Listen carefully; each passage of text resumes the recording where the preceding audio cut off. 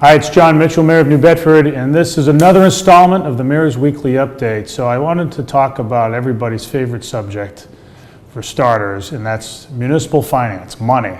It makes the world go around, and it also makes the city go. One of the big constraints on our budget in the last few years, as we've discussed before, is the cost of providing employee health care. Our employees deserve top-notch health care, and we're proud to provide that for them and their families. But the city is also constrained to a certain extent in its ability to control the cost of health care, which over the years has gone up an awful lot.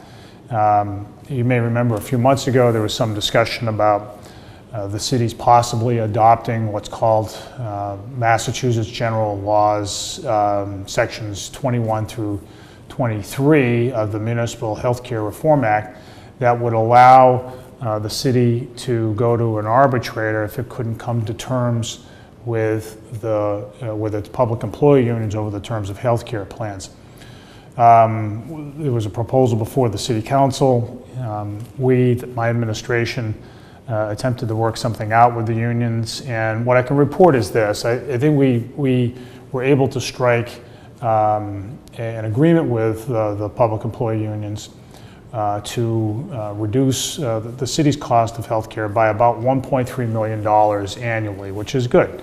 It's a good start, and I appreciate the work that the public employee PAC, the public employee committee, as it's called, put into it. We had a good discussion, and we've reported back to the City Council where things are. I have asked the City Council to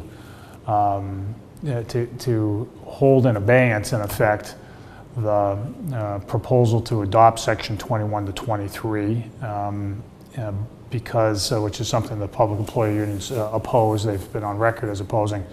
I think there will be a time when we need to adopt that.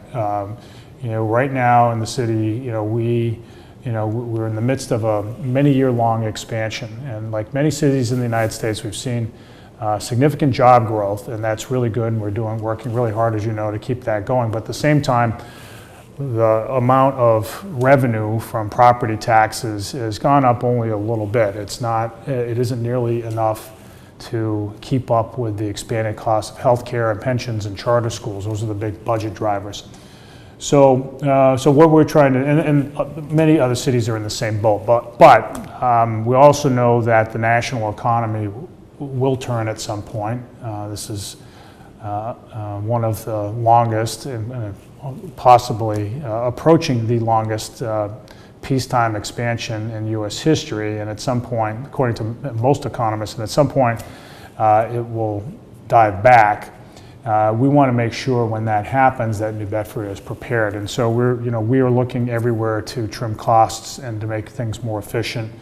But it remains the case that among the things that we'll have to do so that we can weather any financial bumps along the way is to deal more thoroughly with employee health care. So that's where we are right now. I wanted to report back to the city as to where those discussions left off. It's been a little bit of time since we last talked about that, but progress, the upshot is progress has been made, but there will need to be more progress still so that we can stabilize our finances for the bumps that may lie ahead, and to ensure that we can continue to provide employees and their families with appropriate health care. So all that, I know that's not the most exciting subject, but we live and breathe that stuff on a daily basis because it's the city's taxpayers who foot the bill. I also want to just mention briefly that speaking of things that you foot the bill for, there's an awful lot of road work going on. I'm sure you've seen it as you've driven around the city, and it's going to continue to go. I mean, including streets that haven't been touched in a long time. If you drive near the hospital by Grape and Oak Streets, for instance, you'll see that there's paving work that has been long overdue getting done. That's just one of many examples around the city, and we're going to continue to keep at it. Again, we need to fix our roof while the sun is still shining, as it were, right? We know that there may be financial bumps down the line for cities generally, not just New Bedford, and we want to make sure that we're doing the work now to prepare for that, and some of that has to do with infrastructure investment. The last thing I just want to say real quickly today is that obviously school is launched, and we're off to a good start. And because it's fall, there's lots of team sports going on at the high school level, and we here in Greater New Bedford are blessed with lots of opportunities to see high school sports. There's a rich tradition in the New Bedford area, and I just ask you to, consider going out to a ball game, girls or boys, whatever the sport, just cheer them on, cheer on the coaches. They all work very hard, and sports is a real important part of the high school experience. As everybody knows, it's a way to build character and community, and the more people that we can get out, the better. We had a great game, for instance, the other night, a great soccer game between two of the most competitive soccer programs in the state, New Bedford High School and Voc Tech, and it was a great game.